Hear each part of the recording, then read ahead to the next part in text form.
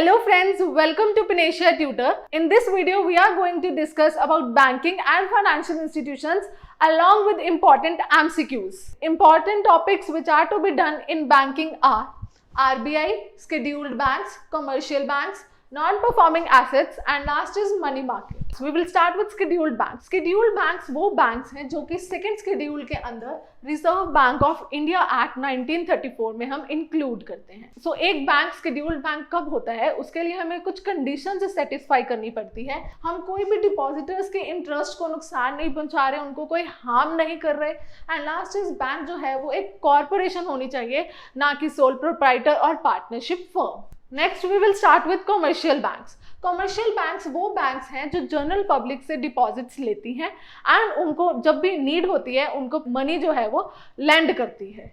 So these are known as commercial banks. Commercial banks जो है वो high rate of interest charge करती हैं बोरोवर से और डिपॉजिटर्स को लेस रेट ऑफ इंटरेस्ट देती है. जो commercial banks rate of interest depositors को देती हैं और जो बोरोवर से लेती हैं वो मेन अर्निंग का सोर्स है बैंक्स के प्रॉफिट के लिए, और इसको हम कहते हैं इन दोनों के डिफरेंस को स्प्रेड. जो commercial bank rate of interest जो है वो बोरोवर से हाई चार्ज करती हैं और डिपॉजिटर्स को लेस देती हैं, और ये दोनों रेट्स के बीच जो हमारा डिफरेंस है वो बैंक्स की अर्निंग्स का, उनके प्रॉफिट का जो है वो मेन सोर्स है, और इन दोनों रेट ऑफ इंटरेस्ट के डिफरेंस को हम कहते हैं स्प्रेड. और इसके एग्जाम्पल्स हैं जैसे कि PNB national bank, Allahabad bank, Canara bank, bank of Baroda. Before discussing further, I would like to share with you all that you can join online, offline or video courses at Panesia for UGC NET and JRF in paper 1, Commerce, Management, Life Sciences, Economics. For any query, you can call us or mail us at panesiatutor.com. Now we will discuss functions of commercial banks. तो हमारे पास दो functions है. First one is primary functions and another one is secondary functions.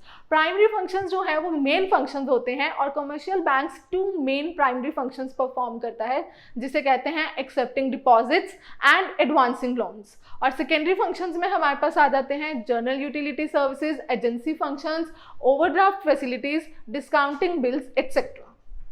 Now we will start with primary functions. Primary functions में हम सबसे पहले बात करेंगे accepting deposits की. जो commercial banks हैं वो deposits accept करते हैं in three main forms. सबसे पहला है current account deposits. Current account deposit जो है उनको हम डिमांड डिपॉजिट्स भी कह देते हैं, और ये वो डिपॉजिट्स हैं जो कि डिमांड पे हम विड्रॉ करवा सकते हैं. Next is fixed deposits. Fixed deposits वो डिपॉजिट हैं जिनका फिक्स्ड मैच्योरिटी पीरियड होता है. And next is saving account deposits. जब हम current account and fixed deposits को कंबाइन कर देते हैं तो हमारे पास बन जाता है सेविंग अकाउंट डिपॉजिट्स. इनका मेन ऑब्जेक्टिव क्या होता है? सेव करना. लोग ज्यादा से ज्यादा सेव करें. नेक्स्ट है to give loans and advances.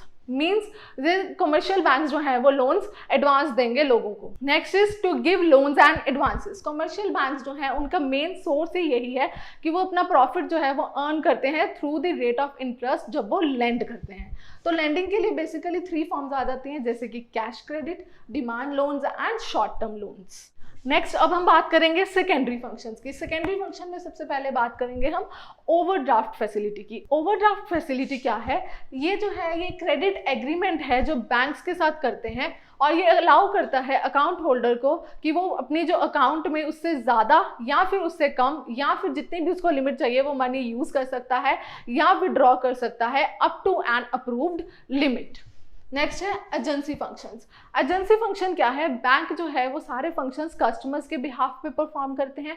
सो इसीलिए जो बैंक है वो कस्टमर्स के एजेंट की तरह एक्ट करते हैं और फंक्शंस परफॉर्म करते हैं, जैसे कि transfer of funds, payment of funds, payment of taxes, insurance etcetera, purchase and sale of shares and securities and letter of reference etcetera. Next secondary function जो बैंक परफॉर्म करते हैं वो है performing general utility services. General utility functions क्या हैं? Locker facilities, travellers cheques, underwriting securities, gift cheques etcetera. Non performing assets वो classification है loans and advances की जो कि हमारे डिफॉल्ट में है या फिर अरियर्स में है. डिफॉल्ट क्या है? लोन एक डिफॉल्ट तब होगा जब लेंडर ये मान ले कि उसका लोन एग्रीमेंट जो है वो टूट चुका है। Loan agreement considers to be broken. Loans और एडवांसेस हमारे अरियर्स में कब होंगे? जब उसके प्रिंसिपल और इंटरेस्ट पेमेंट्स या तो लेट हैं या फिर मिस जाए। या तो वो पर्सन जो है वो अपनी प्रिंसिपल और इंटरेस्ट पेमेंट्स देना भूल गया या फिर वो लेट दे रहा है, तब हम कहेंगे उसको NPA, that is non performing assets. अब हम बात करेंगे क्लासिफिकेशन ऑफ NPA की। जो हम कैटेगरीज मेन NPA में डिस्कस करते हैं वो है substandard assets, doubtful assets and last one is loss assets. So substandard assets क्या होते हैं? सबस्टैंडर्ड एसेट्स वो एसेट्स हैं जो हमारे NPA रहे for a period of 12 months, तो उन्हें हम कहेंगे सबस्टैंडर्ड एसेट्स। डाउटफुल एसेट्स वो एसेट्स हैं जो कि हमारे सब स्टैंडर्ड कैटेगरी में रहे for a period of 12 months and loss assets वो एसेट्स हैं जो कि हमारे सब स्टैंडर्ड कैटेगरी में रहे for a period of 3 years, उसे हम कहेंगे loss assets. As per RBI अगर हम बात करें तो लॉस एसेट्स हैं, RBI उनको अनकलेक्टेबल कंसीडर करती है बिकॉज वो लॉस कैटेगरी में जा चुके हैं, लॉस एसेट्स में जा चुके हैं और अब हम उनको रिकवर नहीं कर सकते। Now we will discuss some important and previous year MCQs on banking. So our very first question is, Chalpathy Rao Committee was meant for restructuring of. Chalpathy Rao Committee हमारी किसको restructure करने के लिए बनाई गई थी? So answer for this is option number D, that is regional rural banks in India. Chalpathy Rao Committee हमारी regional rural banks की restructuring के लिए बनाई गई थी। So next question is, what is the upper limit prescribed for RTGS transactions? RTGS transactions के लिए हमारी upper limit, maximum limit क्या है? RTGS stands for real time gross settlement. इसके लिए हमारे पास कोई भी upper limit नहीं है, but however अगर हम minimum amount की बात करें, अगर minimum limit की बात करें तो वो है 2 lakhs. So it is minimum limit is 2 lakhs and maximum no limit, no upper limit is prescribed for RTGS. And next question is, skimming in e-banking refers to. E-banking means electronic banking की बात करें तो उसमें हम skimming को क्या कहेंगे? Option A, identifying fraudsters copying vital information from the credit cards. Option B, multiple transactions by one credit card. Option C, conversion of a debit card into credit card. And option D, none of the above. So इसके लिए जो हमारे पास answer है वो है option number A, that is identifying fraudsters copying vital information from the credit cards. जब कोई भी fraudsters जो है हमारी important vital information हमारे credit card से कॉपी कर रहा है, उसको पहचानना जो है वो skimming है in e-banking. नेक्स्ट क्वेश्चन हमारे पास assertion and reasoning का है। Consider the following statements. Assertion given is, use of paper money is replaced by plastic money. The future will see the electronic money clearance through satellite networking. And the reason is RBI is encouraging e-banking. RBI जो है e-banking को बढ़ा रहा है। क्या ये सही है? Yes, this statement is correct. And assertion क्या कह रही है? जो पेपर मनी है उसको रिप्लेस कर रही है प्लास्टिक मनी। क्या ये सही है? Yes. और फ्यूचर में जो है इसको और भी encourage किया जाएगा through satellite networking. So this statement is also correct.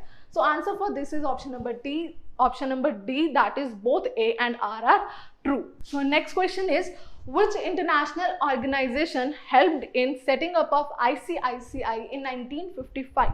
कौन सी इंटरनेशनल ऑर्गेनाइजेशन ने ICICI बैंक की हेल्प करी थी उसको सेटअप करने में इन द ईयर 1955? सो इसका आंसर है हमारे पास option number A, that is world bank. World bank ने ICICI को सेटअप करने में हेल्प की थी in the year 1955। Next question is, what is true about Basel Committee on Banking Supervision, that is BCBS? हमारे पास ये 4 कोड्स दिए हुए हैं और इसमें से हमें करेक्ट स्टेटमेंट चूज करनी है। First is BCBS is an Indian national committee of banking supervision authority. जो BCBS है वो हमारी इंटरनेशनल कमेटी है for developing the standards for banking regulation. So ये स्टेटमेंट जो है वो गलत हो गई। Next is BCBS was established by a group of 19 nationalized commercial banks. जो BCBS है वो 19 commercial banks ने मिलके बनाई थी। This statement is also wrong because जो BCBS है वो 10 central banks ने मिलके बनाई थी, उसमें commercial banks का कोई भी रोल नहीं था। Next is BCBS was established in 1996. BCBS को 1996 में establish किया गया था। This statement is also wrong because इसको हमने establish किया था in the year 1974 में। Next statement is it provides a forum for regular cooperation for banking supervisory matters. This statement is correct क्योंकि BCBS जो है वो बैंकिंग के लिए ही बनाई गई है, उनको सुपरवाइज करने के लिए. So correct answer is option number D, that is 4 only. Next is open market operations. One of the measures taken by RBI in order to control credit expansion in the economy is. Open market operations में हमने पिछली video में RBI में discuss किया था. Open market operations क्या है? That is cell और परचेज ऑफ गवर्नमेंट सिक्योरिटीज. या तो गवर्नमेंट सेल करेगी या तो सिक्योरिटीज को परचेज करेगी, उसे कहेंगे ओपन मार्केट ऑपरेशंस. ये हमने आरबीआई की पिछली वीडियो में डिस्कस किया था, जो कि एक बहुत इंपॉर्टेंट क्वांटिटेटिव टूल है. Next is which of the following is not a finance company. इनमें से कौन सी फाइनेंस कंपनी नहीं है? So answer for this is option number B, that is IRDA. IRDA क्या है? Insurance Regulatory Development Authority. ये basically एक अथॉरिटी है जो कि insurance and re insurance industries को इंडिया में रेगुलेट करने के लिए बनाई गई थी. सो ये एक फाइनेंस कंपनी नहीं है. Next is direct supervision over depositories and mutual funds is undertaken by. Mutual funds और डिपॉजिटरीज को डायरेक्टली सुपरवाइज कौन करता है? So answer for this is option number C, that is SEBI, Securities and Exchange Board of India. Next is a bank is called as scheduled bank when. हम किसी bank को scheduled bank कब कहेंगे? So answer for this is option number C, that is it is included in the second schedule of RBI Act 1934. जब हम किसी bank को RBI Act 1934 के अंदर सेकेंड शेड्यूल में इंक्लूड कर रहे हैं, उसे हम कहते हैं scheduled bank. Next question is what is known as lender of last resort. ये भी हमने अपनी RBI की वीडियो में डिस्कस किया था कि हम lender of last resort किसे कहेंगे. So answer is option number D, that is जब कमर्शियल बैंक को कोई भी इमरजेंसी की या फाइनेंशियल डिफिकल्टी की सिचुएशन है तो आरबीआई के पास वो अप्रोच करेगा फंड्स के लिए. सो आरबीआई जो है वो उसकी हेल्प करेगी, इसलिए हम उसको कहते हैं lender of last resort. Next question and last question is Imperial Bank of India was nationalized in. Imperial Bank of India को कब nationalize किया गया? In which year? तो answer for this is option number B, that is 1955. और सबसे पहले हम बात करेंगे इंपीरियल बैंक ऑफ इंडिया किसे कहते हैं. सो इंपीरियल बैंक ऑफ इंडिया जो है वो bank of Calcutta, bank of Bombay and bank of Madras को मिला के बनाया गया था. इन तीनों को हमने नेशनलाइज किया था और नेम दिया था इंपीरियल बैंक ऑफ इंडिया. और ये कब किया गया था? In the year 1955, that is option number B. Thank you so much for watching. Have a nice time.